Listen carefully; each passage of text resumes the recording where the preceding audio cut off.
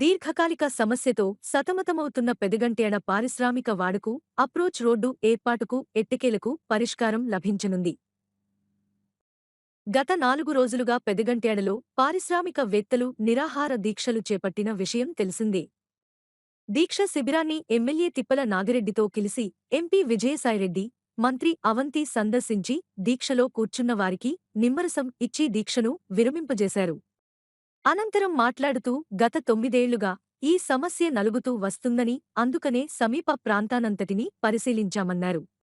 Gangavaram port యాజమాన్యం నిర్మించిన ప్రహరీ 85 అడుగుల వెనక్కి జరిపితే ఎటువంటి సమస్య ఉండదన్నారు.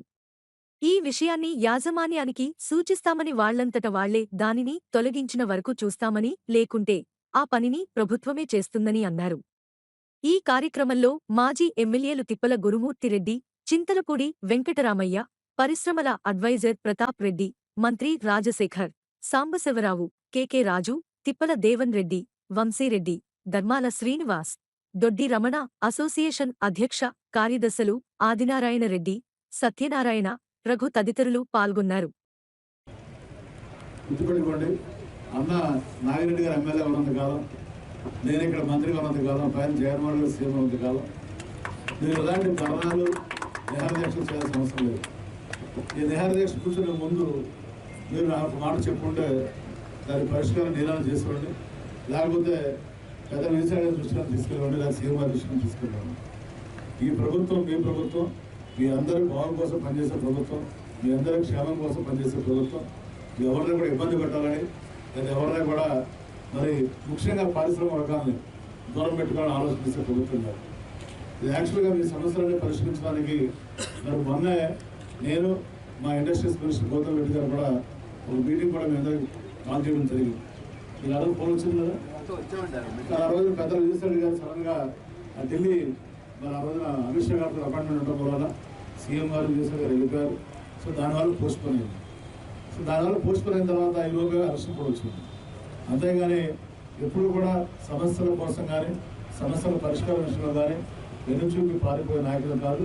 తప్పనిసరిగా మా ప్రతాప్ గారు ఉన్నాడు, మా అడ్వైజర్, జస్టిస్ అడ్వైజర్. ఆయన ఎప్పుడు కూడా మీ గురించే, ముఖ్యంగా గాజువాక అయిలా, అలాగే మన నాగిరెడ్డి గారు మరి మీరే ఈ మన గంగవరం పోర్టు సమస్య కాదు, ఈ ఇండస్ట్రీ సమస్య గురించి ఎక్స్క్లూజివ్గా ఒక రోజున మన హాఫ్ డే మనం మీ స్టీల్ ప్లాంట్ సమస్య ఉంది, గంగవరం పోర్టు సమస్య ఉంది, తర్వాత మన ఈ హౌస్ కమిటీ సమస్య ఉంది. ఈ సమస్యలన్నింటి మీద హాఫ్ డే ఎక్స్క్లూజివ్గా నేను, మన స్థానిక ఎంపీ ఎంఎస్ గారు, స్థానిక ఎమ్మెల్యే నాగిరెడ్డి గారు, పెద్దలు విజయసాయి గారు అందరూ కూడా కలెక్టర్ గారు ఆఫీసులో లీవ్ పెడతాం. కానీ ఈలోపు మనకు అనుకోకుండా అవసరం కూడా వచ్చింది. తప్పనిసరిగా ఇప్పుడు ఈ సమస్య మరి పరిష్కారం చేయాలన్నా కూడా జిల్లా కలెక్టర్ ఇన్వాల్వ్ అవ్వాలి. జిల్లాకు మీరు అనుకోవచ్చు జీవోఎంసీ ఎలక్షన్ కూడా లేదు కదండి, కానీ జిల్లా మొత్తానికి ఎలక్షన్ రిటర్నింగ్ ఆఫీసర్ జిల్లా కలెక్టర్ ఉంటుంది, ఎవరైనా జీవోఎంసీ అని. అలాగే ఎలక్షన్ కమిషనర్ కూడా ఒక చీఫ్ అబ్జర్వర్ వేసింది మొత్తం జిల్లా అందరికీ. సో తప్పనిసరిగా మీరు ఇది విరమించండి. పెద్దలు రీసెంట్గా వచ్చారు, ఆయనకి మరి వయసులో మాత్రమే పెద్ద ఆయన, కానీ పనిలో మాత్రం చాలా మాత్రమే డైనమిక్, చాలా ఆయనలో మీరు చూశారు. నాకు కూడా తెలియదు ఇందాక మధ్య గతంలో నాకు ఇచ్చినటువంటి ఇన్ఫర్మేషన్ ప్రకారం ఈ యొక్క రోడ్డు చిన్నదిగా ఉన్నప్పుడు దీన్ని వైడన్ చేసి 170 అడుగుల రోడ్డుని చేయడం జరిగిందట. కొన్ని దగ్గరలో 150 అడుగులు ఉన్నా కూడా కొన్ని ప్రాంతాల్లో మాత్రం 170 అడుగులు. ముఖ్యంగా ఈ ప్రాంతంలో ఎక్కడైతే ఈ ఓవర్ బ్రిడ్జ్ కట్టారో అక్కడ 170 అడుగులు రోడ్డుని ఈరోజు 84 అడుగుల రోడ్డుకి కుదించడం జరిగింది. ఆ కుదించడం ఎలా జరిగింది అని అంటే, ఒక పక్క సర్వీస్ లేన్ ఉన్నప్పటికీ మరొక పక్క ఇటుపక్క గంగవరం పోర్ట్ ఏదైతే ఉందో ఆ పోర్టు పక్కన సర్వీస్ లేన్ని ఆక్రమించుకొని గంగవరం పోర్టులో కలుపుకోవడం జరిగింది. అదేవిధంగా ఈ సైడ్ రైట్ సైడ్ గంగవరం విలేజ్కి పోయేటటువంటి దారి, ఆ రహదారి అది ఏపీఐసి మొట్టమొదట ఇచ్చినటువంటి రోడ్డు 100 అడుగుల రోడ్డు. ఆ 100 అడుగుల రోడ్లో ఈరోజు 45 నుంచి 50 అడుగుల రోడ్డు మాత్రమే కొంతవరకు 100 అడుగులు ఉన్నప్పటికీ కూడా కొంత దూరం పోయిన తర్వాత అది 50 అడుగులు వరకు కుదించడం జరిగింది. అక్కడ కూడా ఆక్రమణలు జరిగాయి. ముఖ్యంగా ఈ రోడ్లోనే అన్నగారి పుట్టిన ఊరు కూడా పేరేంటారు, వెంకన్నపాలెం.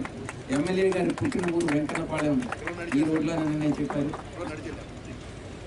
ఇక్కడ ఉన్నటువంటి ప్రధాన సమస్య ఇక్కడ సేఫ్టీ టైమింగ్స్ అని చెప్పి ఎప్పుడైతే స్టీల్ ప్లాంట్ వర్కర్స్ ఎంప్లాయీస్ అందరూ కూడా వారి పనికి వెళ్ళేటప్పుడు, పని నుంచి తిరిగి వచ్చేటప్పుడు వారికి లంచ్ టైంలో కానీ వారికి ఎటువంటి అసౌకర్యానికి గురి కాకుండా లారీలను కానీ హెవీ వెహికల్స్ని కానీ ఆపడం జరుగుతుంది.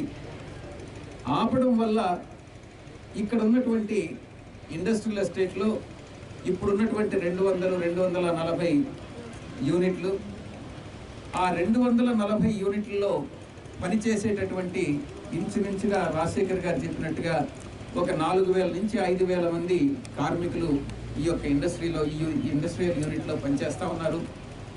వారందరికీ అసౌకర్యానికి లోనవుతూ ఉన్నారు. ఆ ఇండస్ట్రియల్ ఎస్టేట్కి పోయేటటువంటి వెహికల్స్ అన్నీ కూడా ఆ టైమింగ్స్ని బట్టి ఒక పర్టికులర్ టైమింగ్లో మాత్రమే అప్పుడప్పుడు అలౌ చేయడం జరుగుతూ ఉంది. దానివల్ల ఇక్కడ ఉన్నటువంటి ఏపీఐసిలో ఉన్నటువంటి పారిశ్రామిక సంస్థలన్నీ కూడా నష్టాల్లో కూరుకుపోయి ట్రాన్స్పోర్టేషన్ కాస్ట్ బాగా పెరిగిపోయి ఎవరు కూడా లారీ యజమానులు ఎవరు కూడా ఈ యొక్క ఇండస్ట్రియల్ ఎస్టేట్కి ట్రాన్స్పోర్ట్ అంటే ఫ్రైట్ పెంచడం కానీ లేకుంటే రాకపోవడం కానీ జరగడం జరుగుతూ ఉంది. ఇటువంటి నేపథ్యంలో ఇక్కడ ఇప్పుడు ఉన్నటువంటి 200-250 ఇండస్ట్రియల్ యూనిట్కి మాత్రమే కాకుండా ఇక్కడ ప్రభుత్వ భూమి ఇంకా కూడా ఒక 100 ఎకరాలు ప్రభుత్వ భూమి ఈ సైడ్ ఉంది. ఇంకా మరిన్ని ఇండస్ట్రీస్ వచ్చేటటువంటి పారిశ్రామిక సంస్థలు వచ్చేటటువంటి అవకాశం ఉంది. ఆ పారిశ్రామిక సంస్థలు వచ్చినట్టయితే ఇప్పుడున్నటువంటి 5000 మంది కార్మికులు కాకుండా ఇంకొక 2000-3000 మంది, ఇంకొక 5000 మందికి మనం ఉద్యోగ అవకాశాలు కల్పించేటటువంటి అవకాశం ఉంటుంది.